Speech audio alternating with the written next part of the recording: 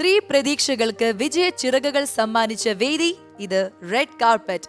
So let's begin the show. This is Red Carpet. Red Carpetൽ നമ്മുടെ കൂടെ ഇന്നും മാളവികയും doctor റോണിയും ഇവിടെ റെഡി ആയിട്ട് ഇരിക്കുന്നുണ്ട്. അപ്പൊ അവർ രണ്ടുപേരെയും കൂടി നമുക്ക് വെൽക്കം ചെയ്യാം. So Malu and Ronnie, red കാർപ്പറ്റിലേക്ക് സ്വാഗതം. ഇനി അതായത് കൂടുതൽ നമ്മൾ ആൺകുട്ടികളോട് ചോദിക്കുന്ന ഒരു കാര്യമാണ്, അവർക്ക് ഫൈറ്റ് എന്ന് പറയുന്നത് ഭയങ്കര ഇഷ്ടമായിരിക്കും അല്ലെ? സിനിമകൾ നമ്മൾ കാണുമ്പോഴും നമുക്ക് ഫൈറ്റ് സീൻസ് കാണാൻ ഒരു പ്രത്യേക ഇഷ്ടം ഉണ്ടാവും. വൺസ് നിങ്ങൾക്ക് അതിനൊരു ചാൻസ് കിട്ടുമ്പോൾ നിങ്ങൾക്ക് ഭയങ്കര ആവേശമായിരിക്കും. അങ്ങനെ ആവേശം കയറിയിട്ട് ഒരു ഫൈറ്റ് ചെയ്ത് എന്തെങ്കിലും അബദ്ധം പറ്റിയിട്ടുണ്ടോ? ഉണ്ടാവും എവിടെയെങ്കിലൊക്കെ. അല്ല, ആവേശം കയറി ഫൈറ്റ് ചെയ്യുന്നല്ല, നമ്മളിപ്പോ സിനിമയിലുണ്ടായുള്ള പല രസകരമായ മുഹൂർത്തങ്ങളിൽ ഒന്നെന്ന് വേണമെങ്കിൽ പറയാം. അവരുടെ എഫേർട്ട് എടുത്ത് എന്നാൽ അധികം വിജയിക്കാതെ പോയൊരു സിനിമയാണ് നമ്മൾ പണ്ട് പൃഥ്വിരാജ് അഭിനയിച്ച് ഭയങ്കര ഹിറ്റായിട്ടുള്ള ക്യാരക്ടറാണ് സാത്താൻ, വയലൻസ്. അതിന്റെ സാത്താന്റെ മകനായിട്ടാണ് ആസിഫ് അസുരൂത്ത് എന്നുള്ള സിനിമ ചെയ്തത്. അപ്പൊ എനിക്ക് ശരിക്കും പറഞ്ഞത് ഇരുന്ന് പറയാൻ എനിക്ക് അറിയില്ല, അങ്ങനത്തെ കുറെ ആക്ടിവിറ്റീസ്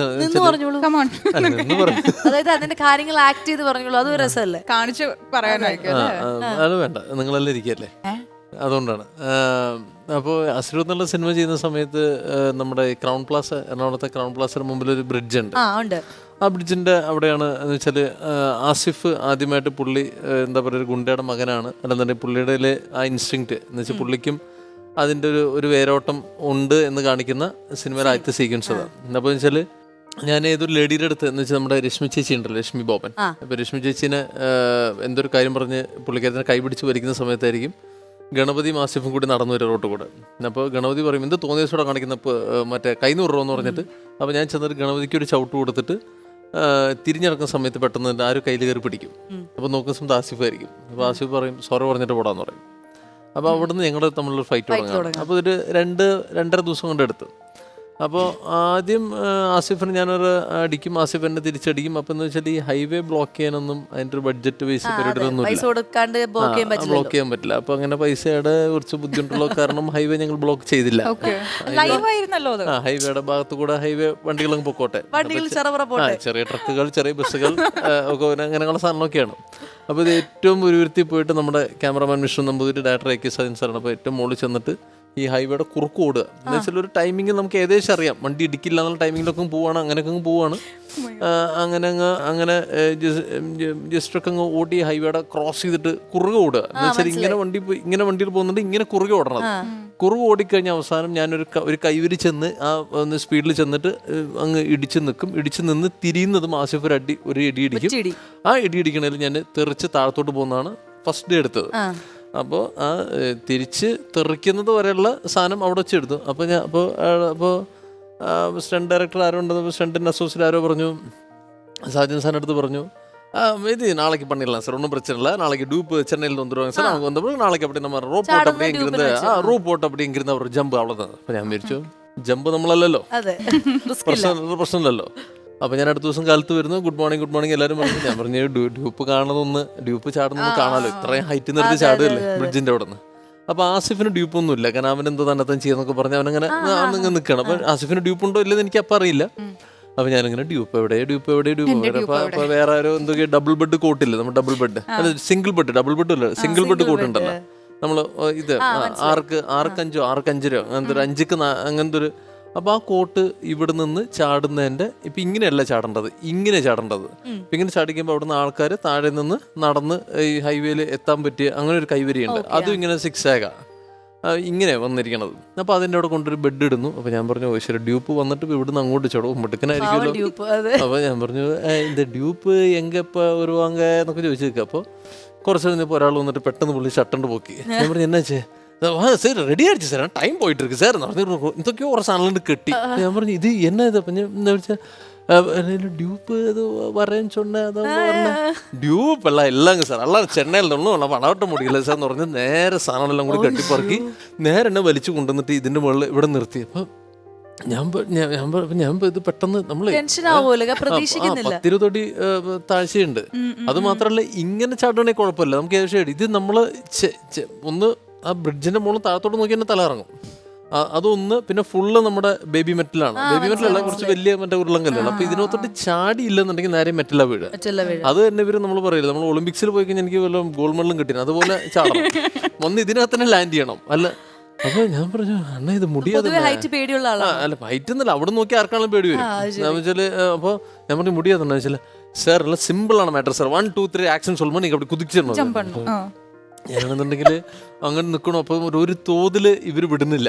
അപ്പോൾ ഞാൻ സാൻസാറിന്റെ അടുത്ത് പറഞ്ഞു, ഞാൻ പറഞ്ഞു സാൻസാർ എനിക്കത് ഒരു വല്ലായ്മ എന്ന് വെച്ചാൽ റോണി നമ്മുടെ പടത്തിന്റെ ബഡ്ജറ്റ് അറിയില്ല, ഇത് ഇങ്ങനെയാണ് ഇതിന്റെ പരിപാടി, നമുക്കിത് എന്ത് ചെയ്യാൻ പറ്റും.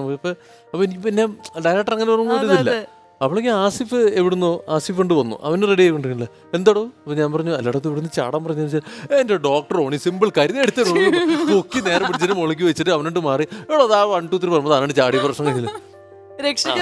എവിടെ താൻ വെറുതെ സമയം കളഞ്ഞത് എനിക്ക് ചാടാൻ. ഞാൻ ആസിഫ് ആക്ഷൻ പറഞ്ഞു ഒറ്റ ചാട്ടം.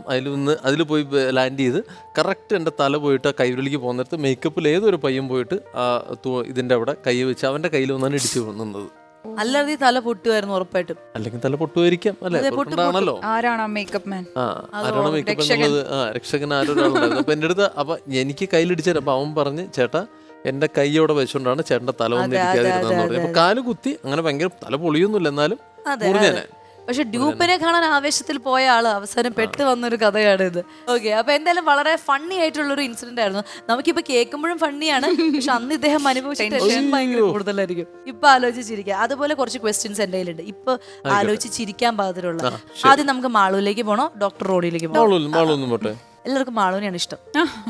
അതായത് ഫസ്റ്റ് ക്വസ്റ്റ്യൻ, താഴെ പറയുന്ന ഡയറക്ടേഴ്സിനൊപ്പം അവരുടെ മൂവിയിൽ ഏത് ക്യാരക്ടർ ചെയ്യാനാണ് ആഗ്രഹം എന്ന് പറയണം. അപ്പൊ അതായത് ഞാനിപ്പോ പ്രിയദർശൻ സാർ പറയുമ്പോ പ്രിയദർശൻ സാറിന്റെ ഏതെങ്കിലും ഒരു മൂവി അതിൽ മാളു ഉണ്ടായിരുന്നെങ്കിൽ മാളുവിന് ഏത് ക്യാരക്ടർ ചെയ്യാൻ ആഗ്രഹം? അങ്ങനെ പ്രിയദർശൻ സാറിന്റെ എന്റെ അമ്മ ഒരുപാടുണ്ടല്ലോ. ചിത്രത്തിൽ രഞ്ജൻ ടീച്ചർ ക്യാരക്ടർ പറഞ്ഞോ, പ്രശ്നം കഴിഞ്ഞില്ല, അടിപൊളിയല്ലേ?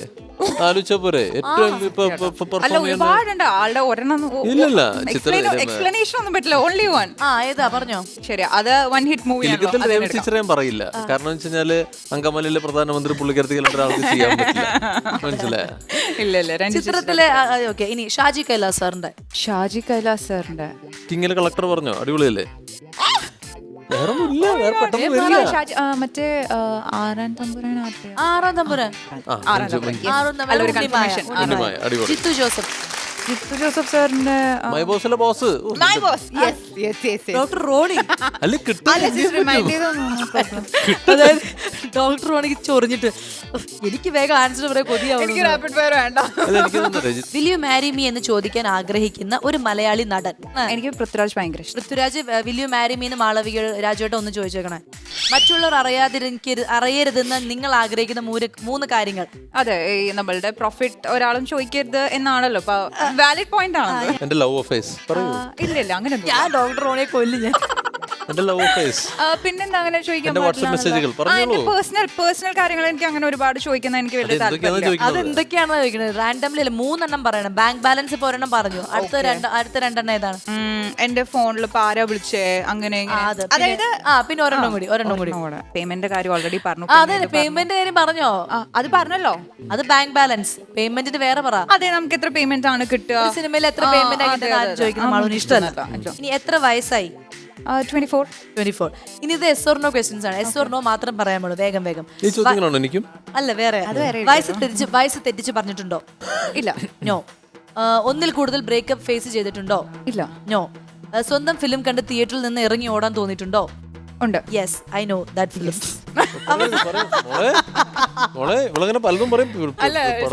പടത്തിന്റെ പേര് പറയണേ എനിക്ക് അറിയാതെ പടം ഏതാന്ന്. അവസാനമായി വായിച്ച പത്രവാർത്ത? Oh my God, long back. അതാണ് പത്രവാർത്ത വായിച്ചിട്ടില്ല. ലോങ് ബാക്ക് ഏതോ വായിച്ച, അത് കുട്ടിക്ക് ഓർമ്മയില്ല. പത്രം കാണാറില്ല. ഇനി ഡോക്ടർ റോണിയുടെ കഴിഞ്ഞു. Your favorite your favorite movie quotes? എനിക്ക് മറ്റേ മൂവി കോട്സ് എനിക്ക് പെട്ടെന്നൊന്നും വരുന്നില്ല. എനിക്ക് പെട്ടെന്നൊന്നും വന്നില്ല. എന്റെ ശിവനെ വന്നില്ല. ഒന്നും കോട്സ് വരുന്നില്ല. ഇനി മറ്റുള്ളവരിൽ നിങ്ങൾ കൂടുതൽ ഇറിറ്റേറ്റ് ആകുന്നത് എന്ത് ചെയ്യുമ്പോഴാണ്? മറ്റുള്ളവർ എന്ത് ചെയ്യുമ്പോഴാണ് പെട്ടെന്ന് ഇറിറ്റേറ്റ് ആകുന്നത്? ചില അൺപ്രൊഫഷണൽ ആയിട്ട് ബിഹേവ് ചെയ്യാം. ചില ആൾക്കാർക്ക് ഫോർ എക്സാമ്പിൾ ഇപ്പൊ സ്വാസിക ഒരു ഷോട്ടിൽ ഓപ്പോസിറ്റ് നിൽക്കുകയാണ്. എനിക്കറിയാം സ്വാസിക ഭയങ്കര ടാലന്റഡ് ആണ്. പക്ഷെ സ്വാസിക വേറെ കാര്യങ്ങളിൽ നോക്കിയിട്ട് സ്വാസിക മനഃപൂർവ്വം ശ്രദ്ധയില്ലാതെ തെറ്റിക്കുക. അപ്പോ 4-5 ടേക്ക് കഴിയുമ്പോൾ ഓട്ടോമാറ്റിക്കലി എന്റെ മോശമാവും തോന്നും. അതെ അതെ അതെ അത് എനിക്ക് ഭയങ്കര ദേഷ്യമാണ്. ദേഷ്യാണ്. ഇനി താഴെ പറയുന്ന ആക്ട്രസിനോടൊപ്പം ഏത് ആക്ട്രസിനോടൊപ്പം ഏത് മൂവിയിൽ അവരുടെ പേരായിട്ട് അഭിനയിക്കാനാണ് ഇഷ്ടം എന്ന് പറയണം. ഇപ്പൊ ഉർവശി ചേച്ചിയോട് ഒരു മൂവി അഭിനയിക്കാനുണ്ടെങ്കിൽ ഏത് മൂവി ഏത് ക്യാരക്ടർ? കുറച്ച് കടന്ന കൈയാണല്ലോ ഈശ്വര, പെട്ടെന്ന് ഓർമ്മ വരുന്നല്ലോ ചെറുപ്പൊക്കെ. മാളുവിന്റെ എല്ലാ ആൻസർ എന്തായിരുന്നു? അതൊക്കെ ഇപ്പൊ അടുത്താണ്. ഷാജി സാറിന്റെ പടം എന്ന് പറയുമ്പോ പെട്ടെന്ന് ജിത്തുവിന്റെ പടം ഏതെങ്കിലും ഒരു ക്യാരക്ടർ പറഞ്ഞോളൂ. മറ്റേ പൊന്മുട്ടിടുന്ന തട്ട, പൊന്മുട്ടിടുന്ന താറാവില് ഉർവശി ചേച്ചിയുടെ പേരായിട്ട് അഭിനയിക്കാൻ ആഗ്രഹമുണ്ട്. ശാലിനി, ശ്രീനിയുടെ ക്യാരക്ടർ. ശ്രീനിയുടെ ക്യാരക്ടർ. ഓക്കെ, ശാലിനി. ബേബി ആ ബേബി, അജിത്തിന്റെ ഭാര്യ ശാലിനി, ബേബി ശാലിനി. പണ്ട് മാമാട്ടിക്കുട്ടിയമ്മയ്ക്കാ. ഡേയ്, അവര് വലുതായിട്ട് അഭിനയിച്ചു. സോറി, അമർക്കളം. അമർക്കളോ? അമർക്കളം പടം ഉണ്ട്, അജിത്തിന്റെ പടം. അജിത്തിനെ മാറ്റിട്ട് അഭിനയിക്കണം അല്ലേ? സൂപ്പർ സൂപ്പർ, അങ്ങനെ വേണം. നിങ്ങൾ ചോദിച്ചില്ലേ? ചോദിച്ചില്ല. ശോഭനയുടെ പേരായിട്ടാ? ആ പേരായിട്ട് ഈശ്വര, ഗംഗേ. നകുലനായിട്ട്. സൂപ്പർ. സണ്ണിയൊക്കെ കയറി പിടിച്ചാണ്ടല്ലോ സൈക്കോസിന്റെ പല പല തലങ്ങൾ. എന്റെ പൊന്നു മോളെ, ഇതൊക്കെ പിടിക്കാൻ പറ്റുമോ? സ്വന്തം ഭാര്യയെ മുൻ കാമുകിക്ക് പരിചയപ്പെടുത്തി കൊടുക്കേണ്ട ഒരു അവസരം വന്നാൽ ആ സിറ്റുവേഷൻ എങ്ങനെ ഹാൻഡിൽ ചെയ്യും? ആ സിറ്റുവേഷൻ ഹാൻഡിൽ ചെയ്യേണ്ട അവസ്ഥ വന്നില്ല. കാരണം ഭാര്യ തന്നെ അല്ലല്ല, ഭാര്യ മുൻകാമുകിയാണെന്ന് മാത്രമല്ല, ഭാര്യ ഞാനൊരു തമാശക്ക് ഏതോ ജൂനിയറിന്റെ അടുത്ത് ഒരു പരിപാടി പറഞ്ഞത് ഭാര്യ പിടിച്ചു. ഭാഗ്യത്തിനടിച്ച് പരുവാക്കില്ലെന്ന് മാത്രമേ ഉള്ളൂ. ഭാര്യ തന്നെ എല്ലാം കണ്ടുപിടിച്ച് ഹാൻഡിൽ ചെയ്തോളൂ. ഇനി ആ കളികൾ വേണ്ട, ആ കളികൾ തീക്കളയെന്ന് പറഞ്ഞു. ഇനി യെസ് ഓർ നോ ആണ്. ദൈവത്തിൽ വിശ്വാസമുണ്ടോ? യെസ്. ഈ ഷോയിൽ സ്വന്തം മൊബൈൽ നമ്പർ ഷെയർ ചെയ്യാൻ ധൈര്യമുണ്ടോ? ഇല്ല. നിങ്ങളുടെ മുൻ കാമുകിക്ക് ഒരു മെസ്സേജ് ഓർ ഒരു കോൾ ചെയ്യാൻ ആഗ്രഹിക്കുന്നുണ്ടോ ഇപ്പൊ മുൻ കാമുകിക്ക്? നമ്പർ ഇല്ല. നമ്പറില്ലേ? നമ്പറില്ല. പക്ഷെ ആഗ്രഹമുണ്ട്. ആഗ്രഹം ഉണ്ടോന്ന് ചോദിച്ചാൽ നമ്മൾ കണ്ടാൽ കൊള്ളാം, അത്രേ ഉള്ളൂ. കണ്ടാൽ കൊള്ളാം, ഒന്ന് കാണണം. അവര് വാട്ട് ആർ ദേ ഡൂയിങ്? ആ കുട്ടികളുണ്ടോ, ഭർത്താവ് എന്ത് ചെയ്യുന്നു, അവരെന്ത് ചെയ്യുന്നു, വെച്ചിട്ട് അത്ര മാത്രമേ അത്രേ ഉള്ളൂ. റോണിയുടെ മുൻ കാമുകിമാർ ആരെങ്കിലും ഈ ഒരു എപ്പിസോഡ് ഈ ഒരു പ്രോഗ്രാം കാണുന്നുണ്ടെങ്കിൽ അദ്ദേഹത്തിന് ഒന്ന് കാണാൻ ഒരു അവസരം, അല്ലെങ്കിൽ ഒരു മെസ്സേജ്, ഒരു കോൾ നിങ്ങളായിട്ട് ചെയ്യാം. കുടുംബം കുട്ടിച്ചോറൊക്കെ കേട്ടിട്ടുണ്ടോ ഉണ്ണി? സ്വന്തം ഭാര്യയെ ഇന്റർവ്യൂ ചെയ്യേണ്ടി വന്നാൽ ആദ്യ ചോദ്യം എന്തായിരിക്കും? വാട്ട്സ് യുവർ നെയിം ഒന്നും പറ്റില്ല, അല്ലാണ്ട് ആദ്യം ചോദിക്കുന്ന ഒരു ചോദ്യം എന്തായിരിക്കും? എങ്ങനെയാ കുട്ടി എന്നെ സഹിക്കണേന്ന്. അപ്പൊ അങ്ങനെ നിങ്ങളുടെ ചാറ്റ് സെക്ഷൻ, ഗെയിം സെക്ഷൻ, എല്ലാ സെഗ്മെന്റും ഇങ്ങനെ ഒരു സമ്മാനമുണ്ട് നിങ്ങൾക്ക് രണ്ടുപേർക്കും.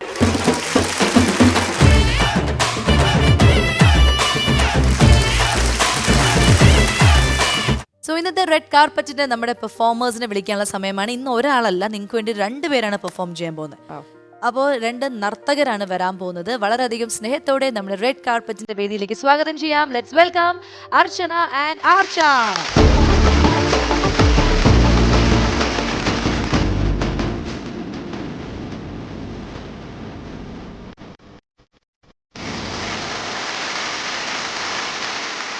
അവർ റെഡ് കാർപ്പറ്റിലേക്ക് സ്വാഗതം. രണ്ടുപേരും സുഖമായിട്ടിരിക്കുന്നോ? ഇവരെ കാണുമ്പോൾ തന്നെ അറിയാം, ഇവര് ട്വിൻ സിസ്റ്റേഴ്സ് ആണ്. പിന്നെ അത് മാത്രമല്ല, വൈറൽ ഡാൻസിങ് സിസ്റ്റേഴ്സ് എന്നാണ് ഇവരുടെ ടൈറ്റിൽ തന്നെ. ഇവർ ഒരുമിച്ച് ഒരുപാട് ഡാൻസ് ഇങ്ങനെ പെർഫോമൻസുകൾ യൂട്യൂബിലും ഫേസ്ബുക്കിലും ഇട്ടിട്ട് വൈറലായ 2 കിടിലൻ ഡാൻസേഴ്സ്. Archana and Archa. ശരി, അപ്പൊ പറയൂ, നിങ്ങളുടെ ഈ ഡാൻസിനോടുള്ള ഒരു ഇഷ്ടം ഏത് വയസ്സ് മുതലാണ് നിങ്ങൾക്ക് തുടങ്ങിയത്? കുഞ്ഞിലെ മുതലേ ഉണ്ട് എന്ന് പറയുമ്പോഴത്തേക്കും 3ാം ക്ലാസ് 2ാം ക്ലാസ് തൊട്ടേ ഉണ്ട്. 2ാം ക്ലാസ് മുതൽ ആഗ്രഹമുണ്ട്. സിനിമയിലെ പാട്ടൊക്കെ കേൾക്കുമ്പോഴത്തേക്കും ഡാൻസ് കളിക്കും. പിന്നെ അങ്ങനെ അങ്ങനെ അച്ഛൻ ക്ലാസിക്കൽ ഡാൻസ് പഠിക്കാൻ കൊണ്ട് ചേർത്തു. പിന്നെ കുറെ കഴിഞ്ഞപ്പോഴത്തേക്കും അച്ഛൻ അതിൻ്റെതായ ബുദ്ധിമുട്ട് വന്ന് ഫീസ് കൊടുക്കാനൊക്കെ ഉള്ള മുന്നോട്ട് പഠിക്കാനുള്ള ബുദ്ധിമുട്ടുകൾ, ഫിനാൻഷ്യൽ ബുദ്ധിമുട്ടുകൾ നിർത്തിയോ നിങ്ങള്? നിർത്തി. ഓ, അത് ശരി. ഇവരുടെ ഫസ്റ്റ് ചാനൽ ഷോ ആണ് കേട്ടോ ഇത്, അല്ലേ? ഫസ്റ്റ് ചാനൽ ഷോ നമ്മുടെ റെഡ് കാർപ്പറ്റിലൂടെയാണ് നിങ്ങൾ വന്നിരിക്കുന്നത്. അതല്ലാതെ ഒരുപാട് സ്റ്റേജിൽ പെർഫോം ചെയ്തിട്ടുണ്ട്. ആൻഡ് പഠിത്തമൊക്കെ എങ്ങനെയാണ്? പഠിത്തം ഫാഷൻ ഡിസൈനിങ് പഠിക്കുന്നു. Fashion designing. ആ ഒരു ഇഷ്ടവും നിങ്ങൾക്ക് കുഞ്ഞിലെ മുതൽ ഉണ്ടായിരുന്നോ? കുഞ്ഞിലേ ഇല്ല, വളർന്നു വന്നപ്പോഴത്തേക്കും ഫാഷന്റെ കൂടെ അങ്ങ് വന്നതാണ്. വീട്ടിൽ ആരൊക്കെ ഉണ്ട്? വീട്ടിൽ അച്ഛൻ, അമ്മ, ചേട്ടൻ, ഒരേപോലെ അച്ഛൻ, അമ്മ, എല്ലാ കാര്യവും നിങ്ങൾ അങ്ങനെയാണോ? ഒരുമിച്ചാണോ ചെയ്യാ? ഒരുമിച്ച് കോസ്റ്റ്യൂംസ് ഒക്കെ എല്ലാം ഒരുമിച്ചാണ് എല്ലാം ഒരേപോലെ ഒരുമിച്ചാണ്. ഡാൻസ് അല്ലാതെ വേറെ ഡാൻസ് അല്ല സ്വിമ്മിങ് പഠിക്കും. സ്വിമ്മിങ്, അതാണ് ഞാൻ കേട്ടിട്ടുണ്ടായിരുന്നു. നിങ്ങൾ രണ്ടുപേരും സ്വിമ്മിങ് കോമ്പറ്റീഷൻസിനൊക്കെ പോയിട്ടുണ്ടോ? പോയിട്ടുണ്ട്. ഓ, പിന്നെ നിർത്തി. അതിന്റെ അവസ്ഥ എന്താണ് ഇപ്പൊ? എങ്ങനെയാണ് അതിന്റെ കാര്യങ്ങളൊക്കെ? ഇനി പോവാൻ പറ്റൂല, വയ്യാത്തോണ്ട് സുഖമില്ലാത്തോണ്ട് പോവാണ്ട. ആർക്കാണ് സുഖമില്ലാത്ത? ഫിക്സ് ഓ ശരി, തണുപ്പ്. തണുപ്പ് പ്രശ്നമാണ്, അതുകൊണ്ട് വേണ്ടാന്ന് പറഞ്ഞു. ഡോക്ടർ പറഞ്ഞു നിർത്താൻ പറഞ്ഞു. 3 വർഷം പോയി പിന്നെ നിർത്തി. നമുക്ക് എന്തായാലും അവരെ കൂടി പരിചയപ്പെടാം. അമ്മയാണോ? നമസ്കാരം, റെഡ് കാർപ്പറ്റിലേക്ക് സ്വാഗതം. അമ്മയുടെ പേര് പറയൂ. എൻ്റെ പേര് രജനി. രജനി. ചേച്ചി എന്ത് ഹൗസ് വൈഫ് ആണോ അതെയോ വർക്ക് ചെയ്യുന്നുണ്ടോ? വർക്ക് ചെയ്യുന്നുണ്ട്. എവിടെയാ? ഞാൻ KSFE-യുടെ ഏജന്റായിട്ട് പോകുന്നുണ്ട്. അല്ലാതെ സ്വന്തമായിട്ട് കുറച്ച് ചിട്ടികളൊക്കെ കടകളിലൊക്കെ ചെയ്യുന്നു. മനസ്സിലായി. അപ്പോൾ എന്താണ് ഇപ്പൊ ഇവരുടെ പറഞ്ഞു, മക്കൾ നേരത്തെ പറഞ്ഞു, ഇതായത് ഡാൻസ് മുന്നോട്ട് കൊണ്ടുപോകാനുള്ള ചെറിയ ബുദ്ധിമുട്ടുകളൊക്കെ ഉണ്ട്, അതിന്റെ കൂടെ ഹെൽത്തിന്റെ ഒരു കണ്ടീഷനും ചെറുതായിട്ട് മോശമാണ്. അപ്പൊ എങ്ങനെയാണ് വീട്ടിലെ കാര്യങ്ങളൊക്കെ? അഡ്ജസ്റ്റ് ചെയ്തൊക്കെ പോകുന്നുണ്ട്. കുറേ പ്രശ്നമാണ്, അഡ്ജസ്റ്റ് ചെയ്ത് പോകുന്നത്. ഹസ്ബൻഡോ? ഹസ്ബൻഡ് ഡാൻസിന് വലിയ താല്പര്യം ഇല്ലാത്തതാണ് പുള്ളിക്ക്. പക്ഷെ അച്ഛനല്ലേ കൊണ്ട് ചേർത്തത്? അത് ഫസ്റ്റ് ഇങ്ങനെ അത് ചെറുതായിരുന്നപ്പോ, പിന്നെ അവര് വളർന്നു വന്നപ്പോ അതിനോട്ട് ചേട്ടൻ താല്പര്യമില്ലാത്തത് ഈ പൈസ കൊടുക്കാനില്ലാത്തതുകൊണ്ട് മാത്രമാണോ അത് ഇവരിങ്ങനെ പോകുന്നത് ഇഷ്ടമല്ലേ? പോകുന്നതും വലിയ താല്പര്യ കുറവാണ്. അപ്പൊ അമ്മയുടെ ഒരു സപ്പോർട്ടിലാണ് ഇപ്പൊ നിങ്ങളുടെ യാത്ര ഇങ്ങനെ പോയിക്കൊണ്ടിരിക്കുന്നത്. ശരി, അപ്പൊ ഇത് അസിസ്റ്റന്റ് മാസ്റ്റർ ആണ്. പേര്? വിജയ്. സോ ഇവരുടെ എങ്ങനെയാണ്? ഇവരുടെ ഇപ്പൊ സാറ് വരാത്ത സ്ഥിതിക്ക് താങ്കളോട് ചോദിക്കുകയാണ്, ഇവരുടെ പഠിത്തം എങ്ങനെയാണ്? പഠിത്തം കുഴപ്പമില്ല, പെട്ടെന്ന് പഠിച്ചെടുക്കുന്ന കുട്ടികളാണോ? പെട്ടെന്ന് പഠിച്ചെടുക്കുന്ന കുട്ടികളാണ്, അല്ലാതെ വലിയ പ്രശ്നക്കാരൊന്നുമല്ല. സൈലന്റ് ആണ്. പഞ്ച്വൽ ആയിട്ട് വന്ന് എല്ലാം പഠിച്ചിട്ട് പോകുന്ന, മടിയൊന്നുമില്ല. അതുകൊണ്ട് രണ്ടുപേർക്ക് പേരിട്ടിട്ടുണ്ട്. ഇപ്പുറത്തേക്കുന്നത് വയലന്റ്, അപ്പുറത്തേക്കാണ് സൈലന്റ്. ഓ, വയലൻസ് അല്ല, അതെനിക്ക് തോന്നി. ഈ ആളാണ് കൂടുതൽ സംസാരിക്കുന്നത്. അമ്മ എന്തെങ്കിലും ഇവർക്ക് അടയാളങ്ങൾ ഉണ്ടോ തിരിച്ചറിയാൻ പുറത്തെ ആൾക്കാർക്ക്? എനിക്ക് അമ്മയ്ക്ക് അറിയാം, ഞാൻ ചോദിക്കുന്നത് പുറത്തെ ആൾക്കാർക്ക് വലിയ പ്രശ്നമില്ല, അവരെ തിരിച്ചറിയാനൊക്കെ പറ്റും. അതെ, ഒരേ ഡ്രസ്സ് ഇട്ട് ഒരേ മേക്കപ്പ് ഒക്കെ ചെയ്ത് വന്നാൽ പെട്ടെന്ന് കണ്ടുപിടിക്കാൻ, അല്ലാതെ പ്രശ്നമൊന്നും.